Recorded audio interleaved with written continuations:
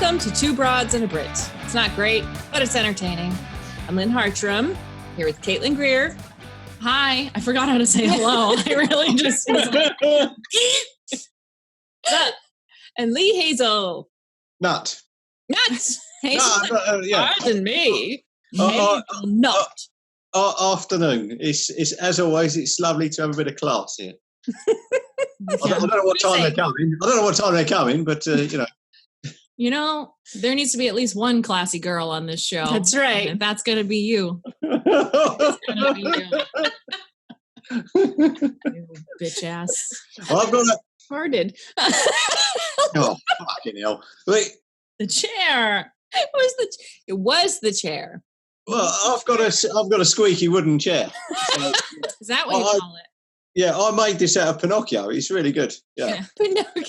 So when you tell a lie, you get a little bit of something. You don't know where his nose is now. But I've got a feeling today's going to be a very good show. Oh, I see what you did there. Starting early. And Oh yeah. This show's got wings. It really has. Oh my goodness. It's really going to take off. It's going to take off. Yeah. You're going to flutter around. Yeah. That's it. Yeah. Pixie dust. Just said pixie dust, right? Pixie dust. That was it. That's all I can add. That's done. So what are we talking about this week? I've no fucking idea. Come on. No. We are talking about the Cottingley Fairies this week. Cottingley? Is that how you say it? The Cottingley Fairies. I have to say it. Cottingley. Off. Right. As always, hold on to your tin helmets. We're in for a ride. Okay. Famous story I'm going to relate for you guys today. Happened in England. Mm-hmm. Started off in 1917. It was during what was the First World War. So many, over 100 years ago now. So I don't know if you know Cottingley. Cottingley is in West Yorkshire, in England. The nearest big town to it is Bradford. And I've been to Bradford, and let me tell you this. What a fucking shithole that place is. Oh, my. What Sorry, a fucking Bradford. Oh, my. Well, I'd like you no apologies for that. So anyone from England watching that will know where Cottingley is if they will know where Bradford is. So okay. And for all the Americans, go fuck yourselves. Yeah. Have a nice day. Look at a map. Look at a map. Because we have no idea, in other words. Centered around two young lasses. One girl, named Elsie Wright, 16-year-old girl, is joined by her cousin, who's Frances Griffiths, who's a 9-year-old girl. Frances and her mum come over from South Africa. Now, I don't know if this is to do with the First World War or whatever or not, but I don't know if this girl is related to my mum because my mum's maiden name is Griffiths. So you never know. There could be a connection there. So Frances is 9, Elsie's 16. They're two cousins. They're now living in Cottingley in West Yorkshire. So 1917, set the scene. So basically you got the two mums living there. So what's happening is the two young girls are playing at the end of the garden.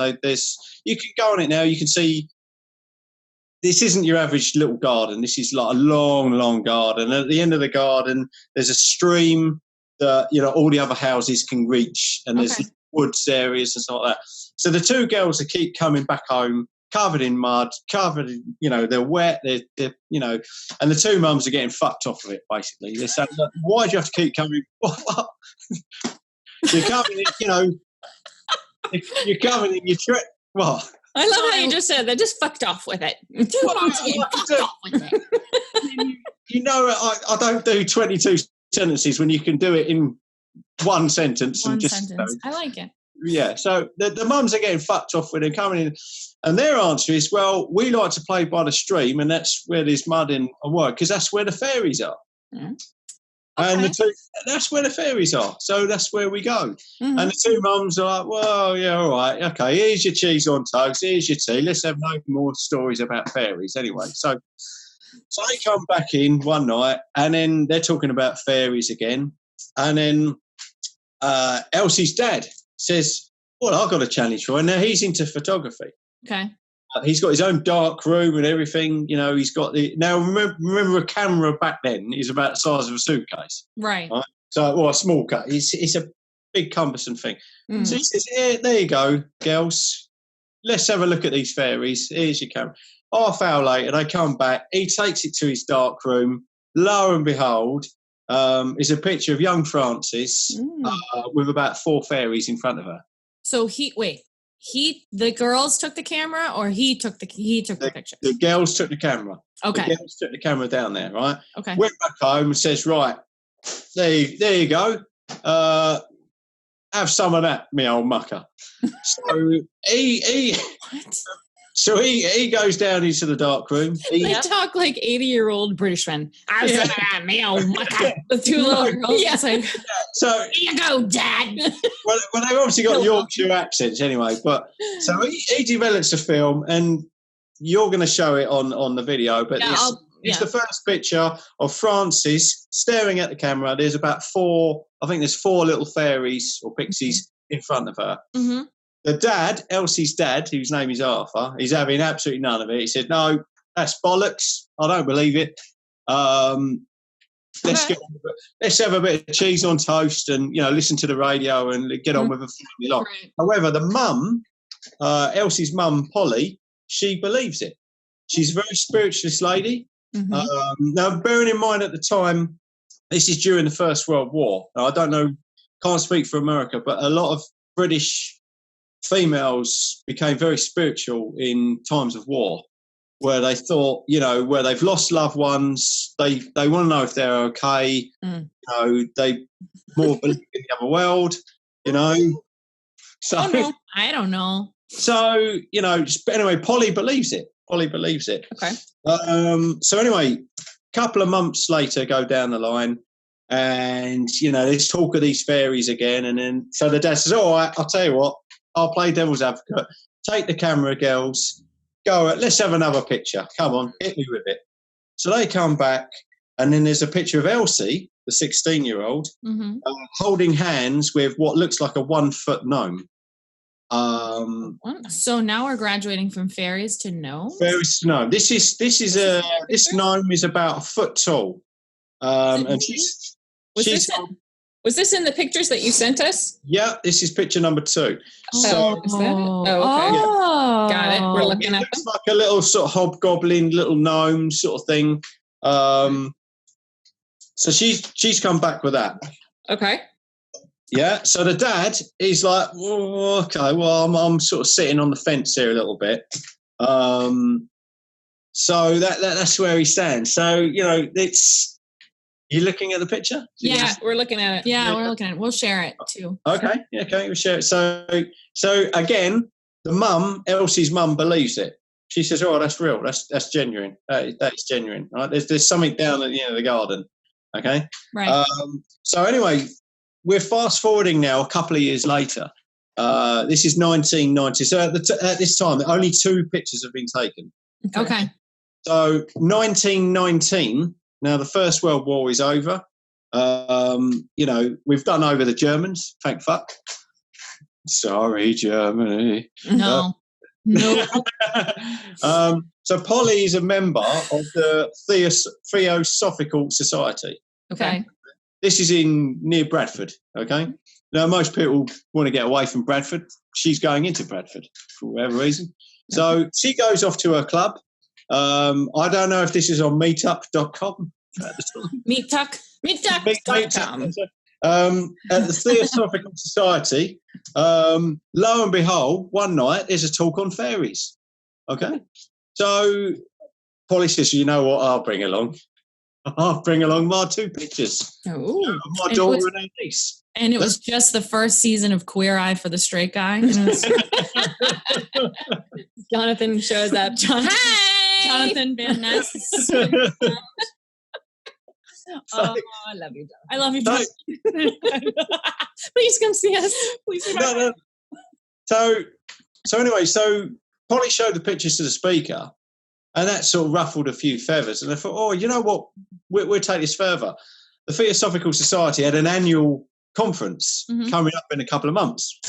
This was in a place in Harrogate, not far. But I've never been there myself, so I can't make one of my fair and balanced views on the town. I'm sure it's a lovely town. I'm sure it is. It's probably a lovely town, Harrogate. So the annual conference goes on. There's a chap there called Edward Gardner, who is the leading member of the Gardner? society. Oh. Edward Gardner. That's All his name, right? Yeah, So- that fits in just well. What? So he sees these pictures and he says, well, I don't know. I know a photographic expert. Okay. So he sends this, you're going to love this name, Caitlin. He sends them to Harold Snelling. Good old Harold Snelling. There he is. So these pictures, so Snelling. Edward Gardner says, let's pitch these pictures to good old Harold Snelling. You know. So who is Mr. Snelling? He's a Harold Snelling is a photographic expert. Photographic He's expert. he's just a mate of this bloke. So Harold Snelling comes back and says, you know what? Genuine. Absolutely. Yeah. Not fakes at all. They're genuine. They've passed my tests. I'm happy to say that they're real. What are the tests that they do to make sure a picture is real in 1919? Right? Do they just go, No idea. looks, Yep. Yeah. that's real. That's real. Yeah. This looks real. Yeah. It's I've good no, for me. I've no idea. So, anyway, behind the scenes in the background, Arthur Conan Doyle, who is the author of Sir Arthur Conan Doyle. Hey? Sir Arthur Conan Doyle. Oh, my bad. Sorry. Jesus. Right, Sir Arthur Conan Doyle he's hearing stories about these pictures. Okay, Yeah. he's doing the rounds. He's a spiritualist. He's going to conferences and stuff like that. So anyway, he's got a mate who's editor of a spiritualist magazine called Light. Mm-hmm. And he's been told, there's these two young girls. They've got pictures of real fairies. It's been authenticated.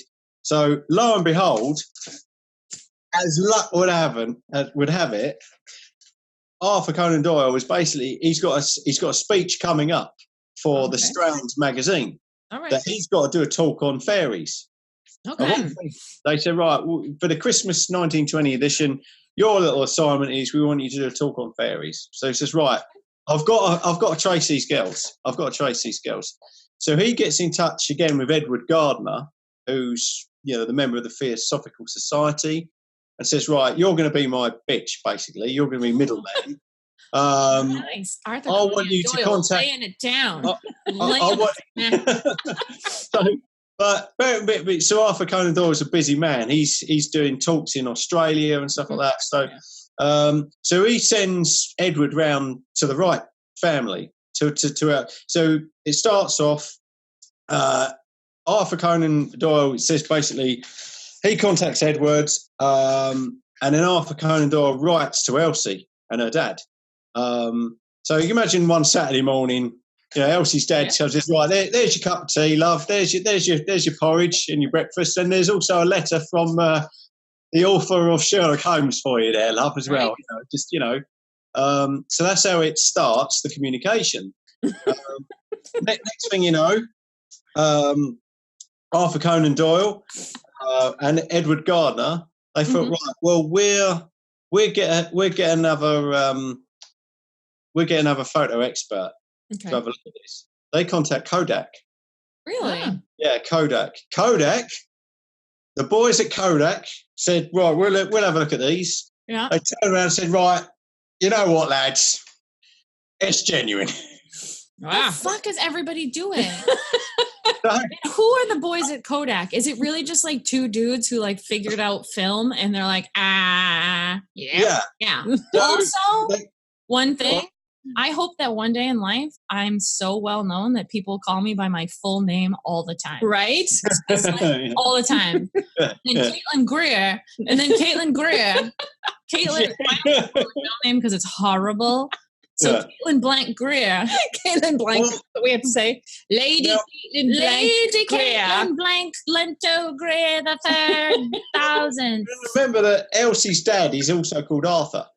Okay, I'm just. All right. So two Arthur Arthurs. 1 and Arthur 2. We got two Arthurs in the show. Arthur Conan Doyle. I like his name. Arthur Conan Doyle, or Sir Arthur Conan Doyle. People don't call him Arthur. Art. Hey, Artie, who What's up, wrote Art? Sherlock Holmes. You got another one of those mysteries for me, kid? So, By George, I think he's got it, bro. so anyway, after Kodak said, right, it's genuine. Yep. So Mr. Doyle says to Edward Garner, right, get your fucking arse round to this house. I'll, you know, meet the family, see if they're genuine. You know, that they might be from Yorkshire, but they might be all right. You know, you never know. Yorkshire. Okay, so Shire. How do you say it? Yorkshire. Yorkshire, kid. Yorkshire. Yorkshire. So anyway, Edward. I don't know what that is. Edward Garner goes round to the house and he meets the family.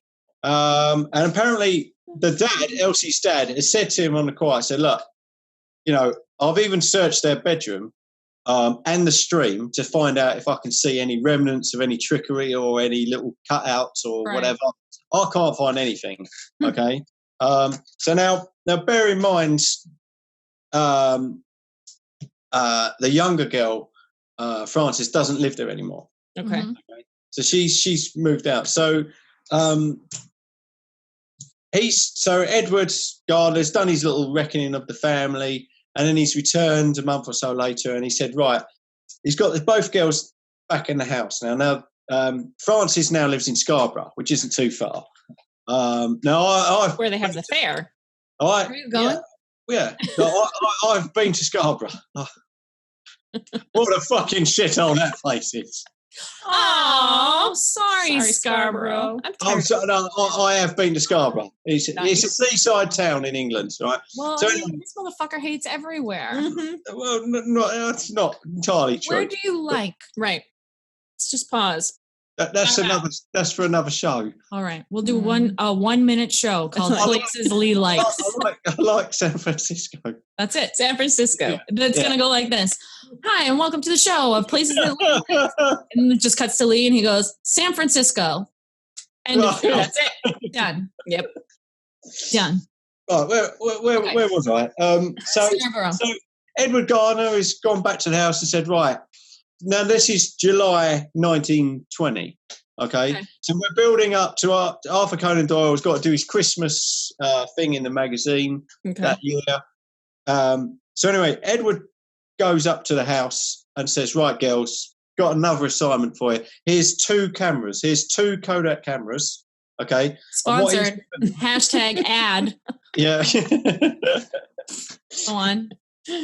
So he's given them 24 photographic plates, and what they don't know is that he secretly marked them. Okay. So they can't be swapped or tampered with. Okay. So she goes, right, there you go, girls. More fairy pictures, please, if you don't mind. More fairies. Okay. More fairy pictures, please. No telescope required. So anyway, the 2 girls had to wait till August because the weather fucking shut it down by all accounts. It wasn't nice. It wasn't fairy weather. It was crap. It was. They kept saying, no, the fairies don't like this weather. They kept waiting for it. So anyway, the time came August of 1920. They take 2 more pictures. Which is, we'll say now it's picture number 3. Picture number 3 is Francis looking at what appears to be a leaping fairy. Yes. So that was the newer one. The second picture, or picture 4 in the whole sequence, is there's a fairy offering a little sort of flower posy to Elsie. Oh, that's nice. So that's a couple of days went by, and then they took another picture. Now, bearing in mind, it's not like today where you can take a picture on your phone and you can just it's all right, you know. Okay, fairies, hold this pose for an hour. Stay still. They never knew what it was going to develop, right? You know. So they, you know, the last picture that they took was 3 or 4 fairies around what they call the fairies in the sun bath. Now, I zoomed in on this picture, and I saw what was the face of a little boy. As you zoom in on the picture, to the right hand side, there looks like a little boy's face peeping out from behind a leaf or something like that. Girl, you can't see its body.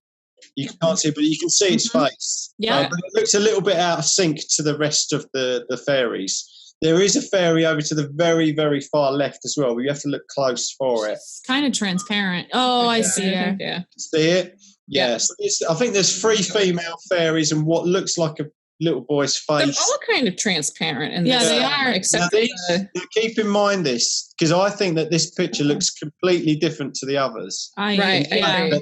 They look agree. see-through. They look see-through. Right, yeah. Fairies look see-through. There's something different about this picture, which you'll learn has meaning to. So anyway, the pictures get sent to London. Edward Gardner looks at these pictures, sends a telegram to Sir Arthur Conan Doyle in Australia. Yeah. And basically this telegram says something along the lines of, Dear Sir Arthur Conan Doyle, well, fuck me with a fish fork. It's game on, mate. They're fucking Get your ass back over here. Fork? a pitchfork. I thought you said a fish fork. Have we switched roles today? Am I Lynn? I did. Oh, you said fish fork? I did. Pitch or fish? Fish fork. What's a fish fork? Ah, for fuck's sakes. Is that like a special fork you use to eat fish? Yes. No, it's a fork in the shape of a fish, and it swims your food into your mouth. Yeah. Get your ass back over here. So anyway, he. No explanation. So the first 2 pictures are now getting into this publication called The Strand of Sir Arthur Conan Doyle. He's published the first 2 pictures. Time out. What makes a fish fork different than a regular fork? No fucking idea, Lynn. Why don't you Google it? It's actually worth me fucking going on. Is a fork special for fish? Well, that's different. There's a butter knife. I And there's know. a steak knife. Yes, but they're different. They're not the same. I mean- Why I'm asking, what makes a fish fork? I mean, I'm pouring my heart into this story, and all you're interested in is fucking cutlery. What? I'm sorry. Continue. No, I'm finished, Lynn. No. I'll finish with the show. In fact, this is my official resigning. A fish fork is a large, short-handled fork used in loading and unloading fish. What? What are you loading? Oh, you're loading them into your mouth. I don't know. Look at more images. And then it says it just looks like a a fork. fucking fork. Well, no, because it's skinnier. Okay. It looks thinner than a regular. Maybe that's fork. just the type of cutlery, though. It says it's an individual 4-tine fork larger than a salad fork that's used with an individual fish knife in eating fish. So maybe it's larger than a salad fork, but Smaller than a dinner fork. regular fork. Because it's got to get in between the bones. Oh, no. Okay. I wish I'd never fucking said it now. No. Fuck me with a fish fork. And now I know what I'm getting fucked with, okay? I'd like to know. So, how do I follow that? So, dear Sir Arthur Conan Doyle. He's written his story. He's put the first 2 pictures in the publication. Mm-hmm. This magazine has sold out in 2 days. Wow. Everyone's all about those fairies. They like their fairies and Absolutely fucking snapping it up. Right? Yep. They can't get enough of it. So anyway, 1921, the following year, he does another publication for the same magazine. The last 3 pictures are in the publication as well. So there's more and more going into it. Mhm. After 1921, interest in the story sort of died out. Right. It sort of came and went. The 2 girls ended up getting married. okay. Both of them moved abroad. I couldn't find out where they went. Sorry? I said, and a Brit. They moved abroad. They Kaylin, move. What? So, 1921, news on the story had sort of wavered quite a lot. The 2 girls had got married, buggered off abroad. Mm-hmm. Probably had enough of Bradford, which is fair. Yeah. So, and the story sort of went underground. 1966 now, so the story has gone quiet for a good 40 or something years. until a reporter from the Daily Express, which is a British daily rag, tracks down Elsie.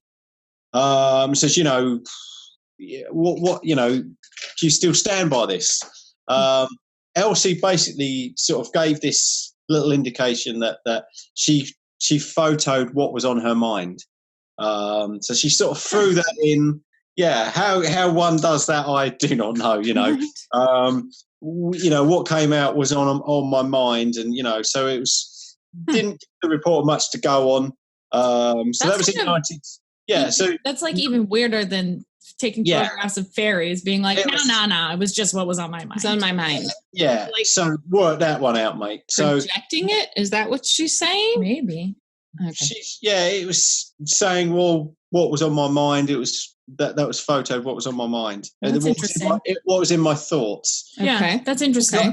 1971 now. So we're now nationwide television.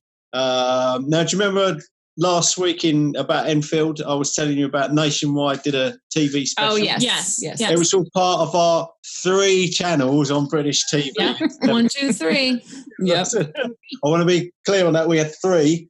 Okay, 3 channels. So Nationwide did a special about the story. So this is 1971. Okay. So this is like 50 years later. Yeah.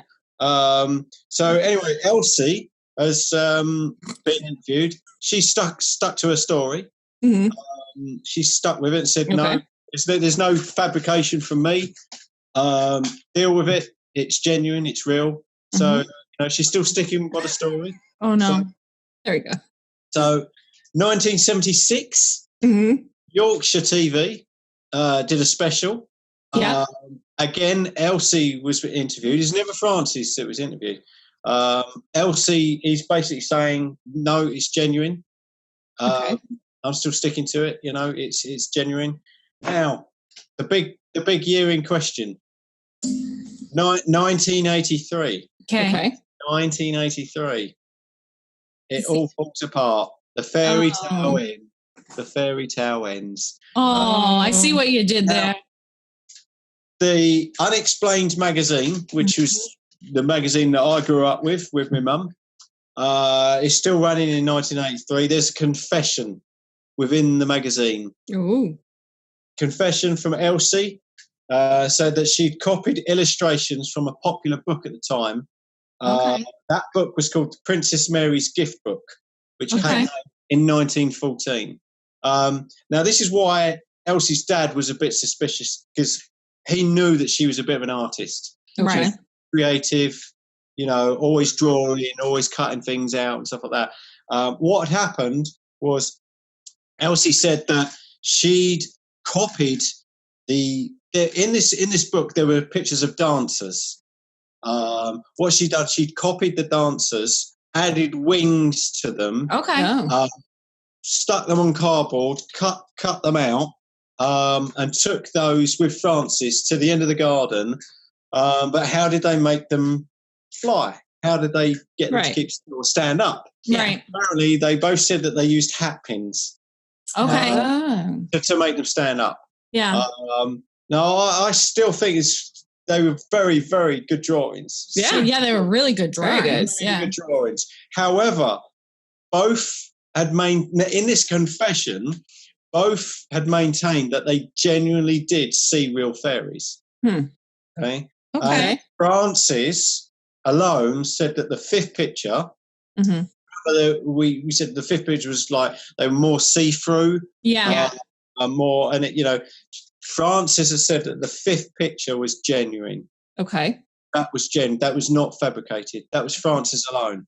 So we've got them saying yes, it was a hoax. Right. I mean, they're now little old ladies. Right. Right. So it was more of a they've confessed. Not so much. Quite like Ted Bundy's confession, where he said, "Yes, I'll hold my hand up. I did kill and dismember 30 people. I put their heads in my fridge. I put makeup on them, and I shagged them when they were dead.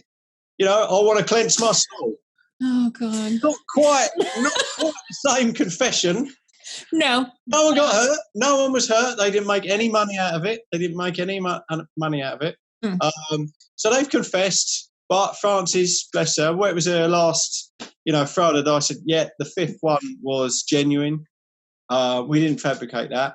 Yeah, that's interesting. Now, fast forward to 1985. Arthur C. Clarke, bless him, is still making programs. The program me and my mum watched was Arthur C. Clarke's Mysterious World. Yeah. Arthur C. Clarke's, what's it called? World of Strange Powers. So it's another series.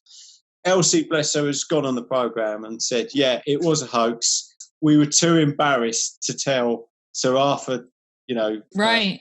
Conan Doyle, it was a hoax. We were too embarrassed. We kept it up. We didn't know what to do for the best.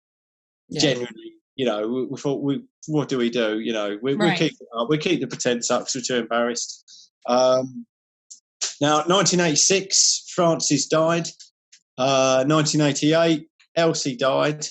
Now, what's happened since then? Lots of things have been done. There's been some films, books. 1994, Terry Jones, who's of Monty Python fame, he writes children's books. He wrote a book called Lady Cottington's Pressed Fairy Book, rather than Cottingley. Cottington's. Lady Cottington's Pressed Fairy Book. Is it like pressed juice or pressed flowers? You just take a fairy, you put it in a really big heavy. You put it in a blender, whatever. Juice, like juicing fairies. And Lynn goes to a beautiful hobby, like pressing flowers. I don't know that it's a beautiful hobby. People like it. Crushing them. They're really, well, I mean, they're already famous. Fairies. Oh, yeah. You put them in the book. Press them. I want to drink them. Do you want a wing with that? Yeah. A little fairy juice? Get you going? It sounds like a drug. It does, yeah. Now, 1997, there was a couple of films out. Fairy Tale, A True Story, a film called Photographing Fairies. Never seen them myself. I saw one of the movies about them. I can't remember what it was called. Okay. It was a newer one, though. It was within the last 10 years or something. Oh, okay. Now, 2018. Now, this is 101 years after the event. Okay. Now this is the end of the fairy tale, and I think this is fantastic. I really do. The romance in me, melted. Now bearing in mind, this whole body has 8%, romance in me. But what's the other 92%? Oh, you don't want to know. You don't want to know. It's a sip of cold tea. It's Dunkin' Donuts. It's Dunkin'. There's a lot of sugar, basically. Right. It's a lot of Boston cream. Yeah. Now, the first two pictures went up for auction. Really? The first two pictures went up for auction. Okay. Now remember the very first picture. The second picture is Elsie with the gnome, with the one gnome. That picture sold for £5,400. Wow. Which is about $7,000. It's crazy. Okay. Now the picture with Frances, the very first picture with Frances with the 4 or so fairies in front of her. Yeah. £15,000. What? £15,000. That one to me looks the most fake out of all of them. Yes, it does. But it's the first one. It was the significant one. Gotcha. It's, £15,000 is about $20,000, give or take. Well, fuck me with a fish fork. With a fish fork. Now, where can you see what's happened to the pictures and the cameras these days? So they are now in a museum in Bradford. Mm-hmm. The museum is called the National Science and Media Museum. Yeah. Why put it in London when you can put it in Bradford? The wonderful town of Bradford. Yeah. Now Bradford, it's in National Science and Media Museum. The 2 cameras that the girls used are in there. All the pictures are in there. I think what happened is the guy that purchased the pictures sold them or donated them to the museum. Okay. So all 5 pictures are there. The 2 cameras are there. Also, there is a 9-page confession from Elsie. Now, what? That's a long confession, right? I mean, all you need to say is, it was bollocks. We faked it. I've confessed that a few times. Yours truly, Elsie. You could do that in 2 lines. But it was a 9-page confession. That's in the museum. Dear Sir Arthur Conan Doyle. I was going to say, well, they are British. You do have a tendency to. Sorry. Yeah. Sorry. That's Sorry. 3 pages. Well, let me explain to you. I'm so sorry. So we were thinking about doing something, and we went down to the tree. You know, the tree that's over by the stone wall that has the purple flowers next to it. And then on that particular day, it was quite sunny, and there were bluebirds flying about, and a butterfly landed on my shoulder. And so then I was thinking at that point in time that perhaps maybe we should make some fairy pictures. So then, as you can see, it would go on for 9 pages. It would. That's very good, Lynn. That is very good. And then she sort of said, well, at that point I thought, well, fuck me with a fishbowl. Shit is happening everywhere. There's sirens, dogs freaking out. Yeah. Fucking fairies are flying around. British people are writing 6-page apology letters for faking a fairy photo. Yeah. I mean, the thing is as well, it's that there was no harm done. Right. Oh. Right. The girls didn't profit from it at all. But this was weighing on her conscience, I guess, because 9 pages. No one got hurt. It was a fun story, a romantic story, fairy tale, if you like. Excuse the pun. Very sweet. But and I think that now bearing in mind the confession was 1983, and the girls died, 4 or 5 years later. I think the girls just basically wanted to come clean before they died, and just get that heavy lie of a bit of a burden. But they'd have probably had a lifetime of it, and Listen, if they had to write a 9-page confession for the fairy photos, I'm gonna have to write a fucking novel before I die. Yeah. Well. Yeah. Mine's gonna have 2 sentences. Yep, it happened. Deal with it. This confession was longer than Ted Bundy's. So, That's crazy. Yeah. 9 pages. I mean, I'm tempted to drive up to Bradford myself and read the fucking thing. I would like that. Except then you'd have to go to Bradford, and apparently I know. Now Bradford actually, we have a mad serial killer in Britain called the Yorkshire Ripper, and he was from Bradford. Really? And his hobbies included, I think he played cricket, badminton, and another hobby was hitting people over the head with a hammer. That's a very British serial killer. He played cricket, badminton. Yeah. He killed a bloke or 2. That's it. Anyway, so he was from Bradford. So, not good effort for Bradford. That's not their fault. No, it isn't. But I've been through Bradford, and it is a fucking shithole. Maybe he read that 9-page confession and was so fucking mad about it that he went on a killing spree. Well, I don't know. Ridiculous. Fairies. And he was crushing skulls and pretending they were fairies. So that's the end of the line with it, really. But Frances still believes, or to the die that the 5th photo was genuine, and I suppose that was our last little. We'll keep the story alive. Now, was she the one that wrote the 9-page? No, that was Elsie. Okay. Elsie wrote the 9-page. Elsie, ironically, the 9-year-old died before the 16-year-old, which is now. Okay, so who wrote the confession? Elsie. Usher.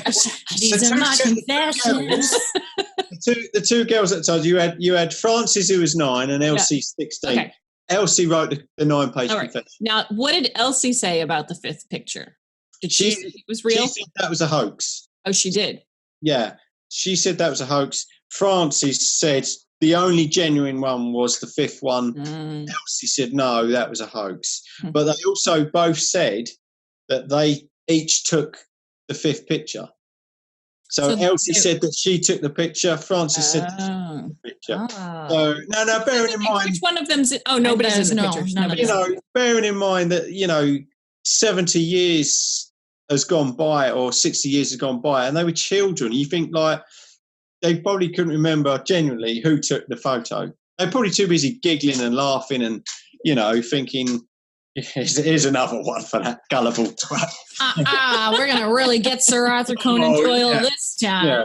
Suck it, Sherlock Holmes. So one says, well, I took it. The other one says, no, I took it. And we can't all remember what we've done as a 9-year-old, can we? Right. Yeah. You know? So I remember yesterday. I can't remember what I did as a 33-year-old. That was last year. So I think. I don't know how old I am. So that's where the story ends. What more can you do with it? Not That's a lot, the way the cookie crumbles. You can't really take it any further. Right. It's interesting. Both parties are dead. I think it's interesting that they kept it going for so long. Yeah. The aspect that I find the most interesting is the guilt that Elsie must have carried around with her for a 9-page confession about. She must have been Catholic. Fairy picture. Yeah. Probably. No, she's English. She's British.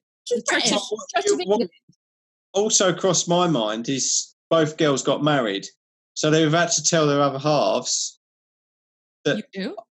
Well, hang on. Well, what did they tell their husbands? Did they tell their husbands that it was genuine?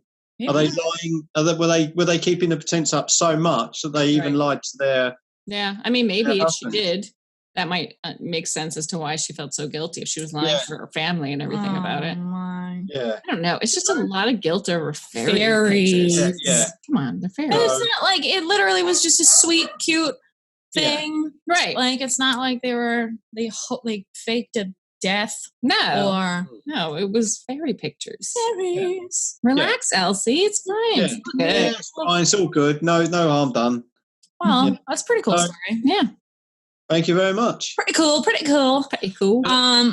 It's interesting though. I really think it's funny. I can just imagine 2 old ladies being like, "It's time. It's time to tell the world the truth."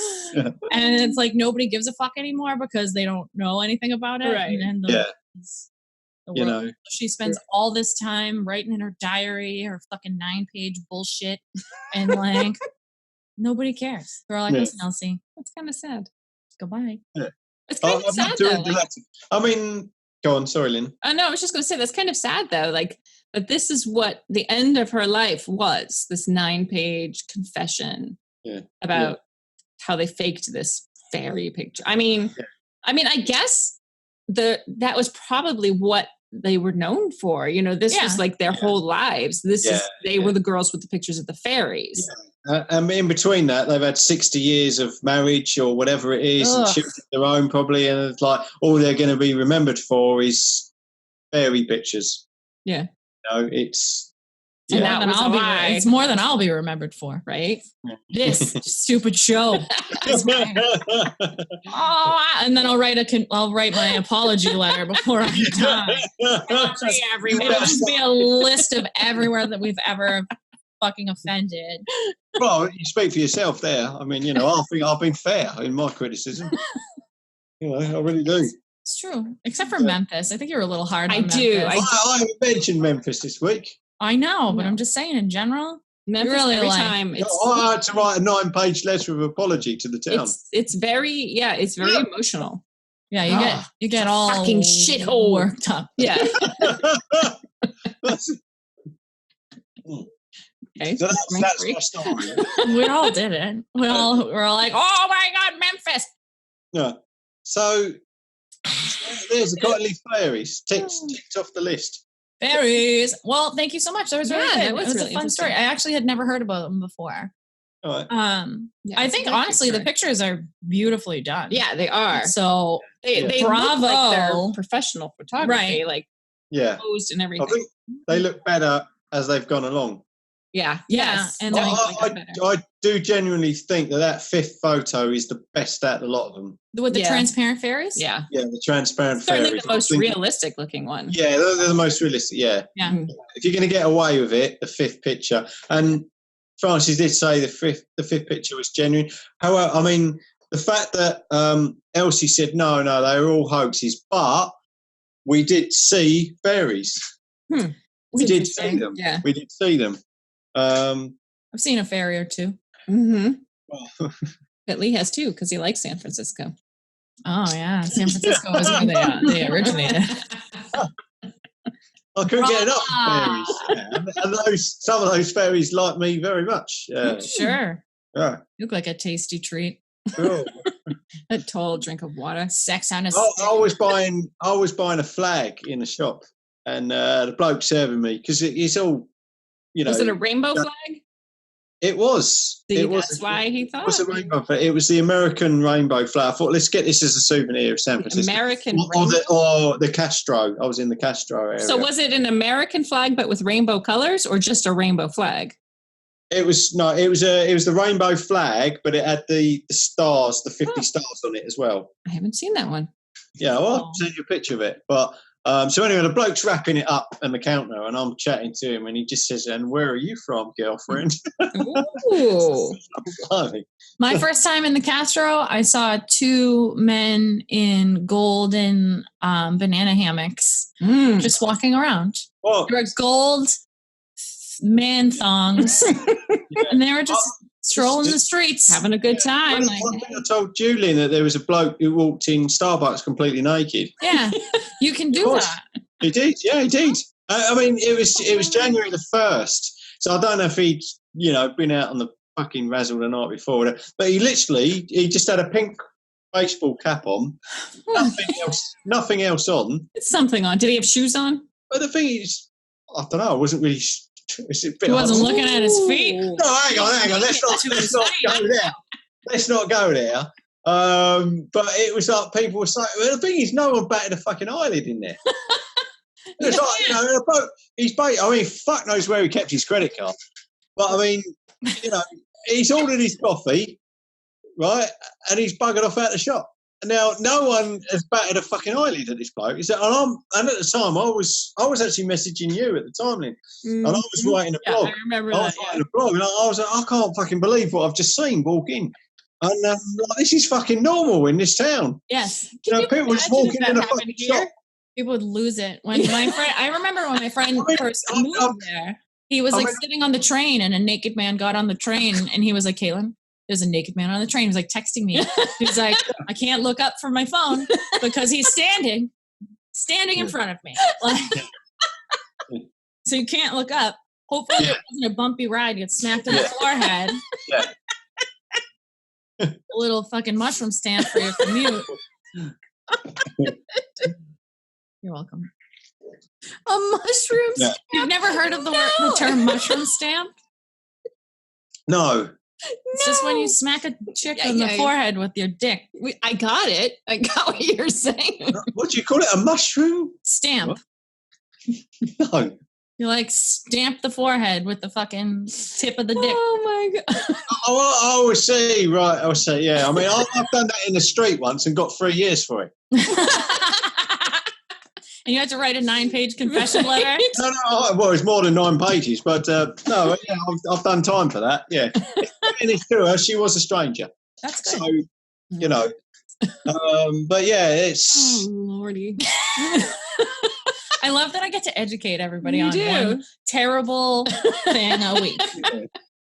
It's my thing. I love doing it. Well, that was really wonderful, and That was great. it was cool and very whimsical. And magical, and I'm proud of us for only making 2 gay fairy jokes. Right? Yeah. Brava. Yeah. Sorry, fairies. We love you. We love you. We love you, queens and fairies, and whatever the fuck else you want to be called. So cool. Thank you, Lee, for doing all Yay. the Good job, the Lee. homework and telling a story that we rudely interrupted 600 times. Yep. Because we're dickheads. I've counted 700 myself, but there you go. You know, I lost count. I'll write an apology letter. Right. Well, we know now what a fish fork is. Yeah. You do. We So, all know what a fish fork is. When I get fucked with the fish fork, you'll know. You'll be like, I'll be like, oh, that feels like a fish fork, not a fork. salad fork. Yeah. Must be the Nice. main course. ew. I just thought of that, though. The fish fork. Okay, you want to hear 2 new phrases that I've come up with? Oh, God. So we'll end the show with this that has zero relevance. Do you know what teabagging is to women? Yes, it's where you put your testicles in someone's mouth with 2 sugars and a bit of milk. That's the British that's version. an elaborate version. Right. Oh, okay. With hot water. Yeah, and you shake it all around. So I was I came up with the female version of teabagging, and I call it the lip dip. Oh, fucking hell. Lipstick. Okay. Also, this one's an old one, but I'll bring it in because it reels it back into the fish. You know, I don't know if this is a thing that dudes do in Britain, but dudes here, when they're all together, they like to sack tap each other. They always they tap each other in the dick just because they think it's funny, catch people off guard and sack tap. I've never had that experience. So had that experience. It's like I guess it's an American men thing where they're all in a group and they're like, haha, it's wicked funny to hit you in the dick. So my loving husband did it to me one day. And I called it a halibut high five.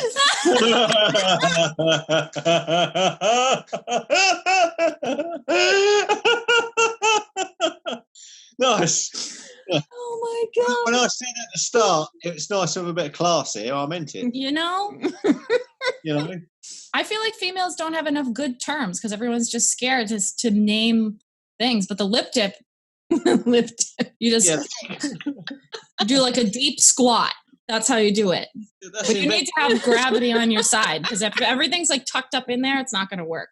You need to have at least a little bit of leeway. Oh my God. And on that note, thank you everybody for listening. Thank you for listening. Thank you for your patronage. No, just kidding. I don't even understand. We make no money. Oh, sorry. I've got to jump in. Go. I've got to shout out to someone. Go. Oh, yes. My friend Matt Pelton. From Worthing. He wants to shout out on the phone on the show. What's up, Matt? No, Matt Pelton, love you heaps, mate. Yeah. Right, that's it. I'll finish. Yeah. All right. Well, it's one hell of an end. That's it. I finished. Yeah. Goodbye. All right. So thanks for listening. Same shit. So subscribe, tell your friends, share with people. If you listen to it and you like it, tell somebody. Right. Sharing is caring. And that's what we're all about. Why keep it all to yourself? Why keep all of this amazingness to yourself? Why not spread it like a disease? Fucking or a slutty girl's legs. Okay. I can't. Well, on that note, have everyone, you go and have yourself a wonderful day. And at the end of it, you go home and go fuck yourselves. Thank you.